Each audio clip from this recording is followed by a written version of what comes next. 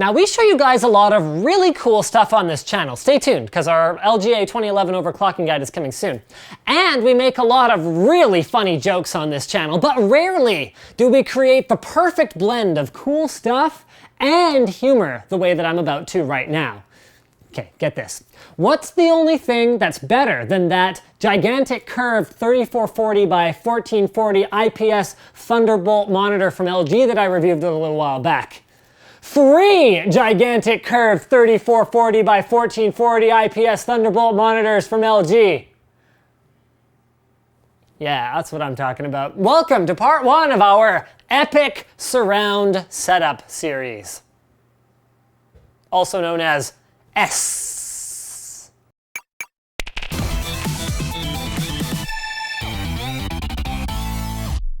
Corsair Gaming RGB keyboards feature precision Cherry MX RGB key switches for 16.8 million color per key backlighting for virtually unlimited customization. Click now to learn more. To start with, I'd like to clarify a couple of the points I made in my standalone video about this monitor, the LG 34UC97. One, the complaint that I had about LG not having VESA mounts available for purchase in many countries was only sort of correct. You can't buy one, but you can contact your local LG office and get one for free. So yeah, that's better than being able to buy it. And two, the backlight bleed that I observed in the corners of my engineering sample was something that was addressed before the monitor ever went to mass production. So since then, LG has provided 2 proper, like the same as they send to customers, units to flank our original one for our surround setup here, and as you can see, they are much, much better in this regard. Which is where the joke at the beginning comes from. I love this monitor. I love the size, I love the 21:9 aspect ratio for working on things side by side, I love it for movies and for games, and I find the curve just much more natural feeling to use. So the only thing that could be better is obviously more of the same. So here is the setup. We pulled the 2 tables together so that we could actually fit the monitors and our PC, more on that one later, together on the table and spent some quality time with this setup, trying to look at it from a few different perspectives. First up is content consumption, and here, honestly, I don't think it makes a ton of sense. Most content that's available in this kind of 21:9 cinematic aspect ratio is really meant to be enjoyed by itself without distractions, not alongside something else. And if you wanted an auxiliary monitor for web surfing while watching movies, then most people would probably be better served by a more traditional aspect ratio monitor beside a single curved 21:9 anyway. Although, if you are an extremely busy person who loves movie trilogies and you figure you could save some time by watching all 3 of them concurrently, then I guess this kind of thing is your bag, baby. Next up is content creation, and this is where this kind of massive resolution in workspace, we're talking about 10,320 pixels by 1440 for a total aspect ratio of about 63:9, really shines. It's not necessarily about needing to work on, a movie that's shot in, super stupid ogre widescreen or something like that.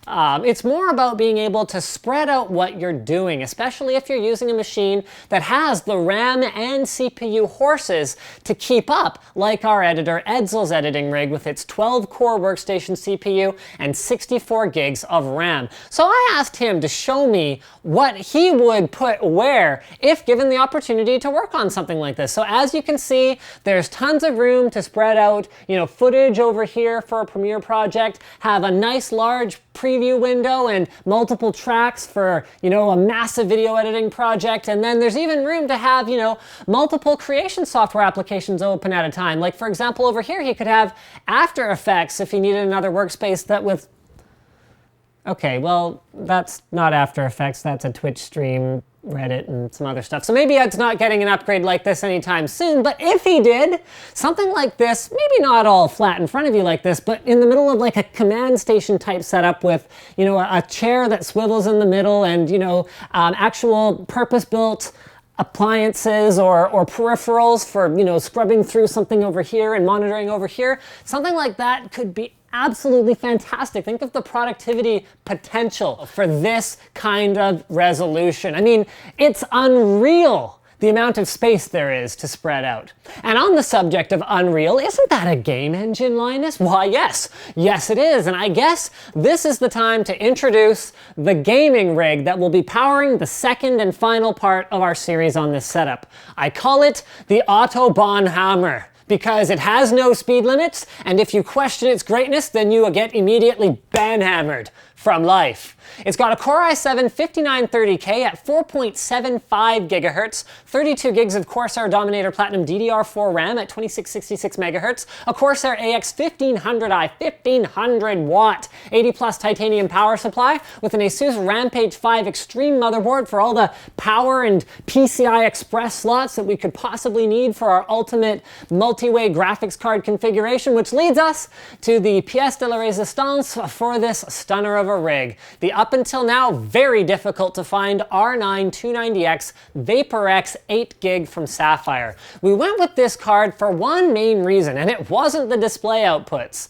An R9 295X2 with its 4 mini DP connectors would have actually helped us avoid the need to use this DisplayPort hub and have one monitor connected via HDMI at 50 Hz, but it was chosen for its 8 gigs of RAM per GPU because we wanted to see how much performance we could get at this resolution and didn't want to be bottlenecked by our VRAM. The conventional wisdom dictates that as texture quality and monitor resolution both increase, so does the need for larger and larger video frame buffers, and multi-card users have long lamented the amount of RAM on high-end graphics cards because when you run in Crossfire with normal 4 gig 290Xs, the same data actually needs to be duplicated on both cards. So you're multiplying your theoretical GPU horsepower as you add more cards, but your effective GPU RAM is staying the same. Not an issue today. These bad boys have overclocked GPUs, 8 gigs of RAM each for an effective 8 gigs in Crossfire, and lots of room to breathe in the Fractal Design Arc XL case. A lot of you were asking what case we were using when I posted on Instagram. So you're probably sitting there at this point going, well, that sounds great, Linus, so bring on the benchmarks. But this is where I actually want you guys to help me out a little bit. While you watch me dinking around, having way more fun than I should be allowed to have at work here, give some thought to the games that you want to see us test when we do our gaming-focused follow-up on this video in a week or so. I would especially love to see suggestions for ones that handle field of view, UI elements, and aspect ratio scaling well and correctly so that I can talk about the gaming experience with those titles, but then let's also throw in some ones that might not work perfectly but will be demanding as well so that we can really get an idea of how these cards handle this kind of resolution, which is very similar actually to the number of pixels on Apple's recent 5K display, like truly next-gen stuff.